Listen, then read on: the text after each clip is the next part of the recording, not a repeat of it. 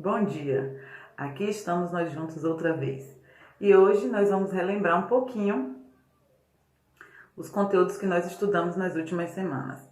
Vamos começar pelo romantismo, tá bom?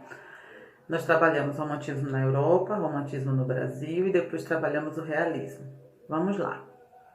O romantismo, ele surgiu na Europa no início do século XVIII e perdurou até o século XIX. Ele foi um movimento político, artístico e filosófico, e os três países que podem ser considerados como o berço inicial do romantismo é a Inglaterra, a Itália e a Alemanha, mas é na França que ele recebe maior destaque. E depois ele acaba se espalhando por outros países. O romantismo ele tem características específicas relacionadas ao sonho e à fantasia e às emoções humanas. Está relacionado às características que se relacionam com ele, é o egocentrismo, o individualismo, como nós já vimos, o nacionalismo, o amor exagerado e exacerbado, o amor platônico e tantos outros que estão ligados a essa questão das emoções.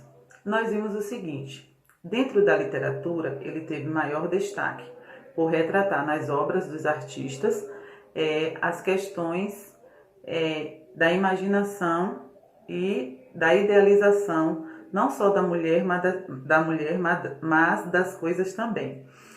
Nós vimos que na arquitetura ele adquiriu mais o estilo medieval, que estava relacionado ao estilo românico e gótico. E na pintura ele partiu mais para o barroco, né? Para tratar mais a questão da dramaticidade nas obras das pinturas. No Brasil, ele chega aqui no século XIX e adquirindo as mesmas características, porém, uma outra também que teve destaque, principalmente na primeira fase, foi o indianismo. Então, nós vamos ver que Gonçalves Dias e Gonçalves de Magalhães são artistas que realmente retratam essa questão do nacionalismo e indianismo aqui no Brasil. Mas, aqui no nosso país, ele passou por três fases diferentes: a primeira, a segunda e a terceira. Essa primeira fase, como eu já falei, foi marcada pelo nacionalismo e indianismo. A segunda, que ficou conhecida como o mal do século, foi marcada por essa questão do amor exacerbado e do exagero, principalmente com questão à morte. E nós vimos na terceira fase, que ficou conhecida como Geração Condoneira, o maior destaque estava na poesia libertária, dentro da literatura. E nós conhecemos um artista maravilhoso que retrata muito bem isso em suas obras, que é Castro Alves. Mas nós também vimos que houve destaque aqui também no país para as pinturas. E essas pinturas retratavam mais a questão do nacionalismo e do indianismo. Então, nós vimos que esse movimento artístico, político e filosófico, que foi retratado de formas diferentes, ele estava mais preocupado com a idealização, com as emoções, em demonstrar em suas obras aquilo que o homem esperava, idealizava ou desejava para a sociedade. Logo em seguida, a gente vai ver um movimento completamente contrário e diferente ao romantismo. Por quê? Porque ele surge na segunda metade do século XIX, logo depois, em oposição ao romantismo, e o nome desse movimento, dessa estética, é o realismo, conhecida como realismo. E o autor que dá a marco, né, inicial, que idealiza, que cria essa estética, na verdade, principalmente na pintura, é Courbet. Courbet. É um nome francês, tá? E outros artistas também que nós já estudamos e já vimos, né, como Monet, que também foi um dos artistas que teve destaque nessa época. Então a gente vai ver o seguinte: como o realismo ele acontece durante o período da industrialização, muitos problemas sociais acabaram vindo à tona juntamente com eles. E os artistas desse período deixam as emoções de lado e passam a retratar a realidade crua, assim como ela era. Então, eles esse movimento, essa estética realista, ela tem uma característica completamente contrária, porque agora ele não trabalha mais o subjetivismo, como no romantismo, ele vai trabalhar o objetivismo, ele vai trabalhar as questões da realidade e os problemas sociais que giram em torno da sociedade.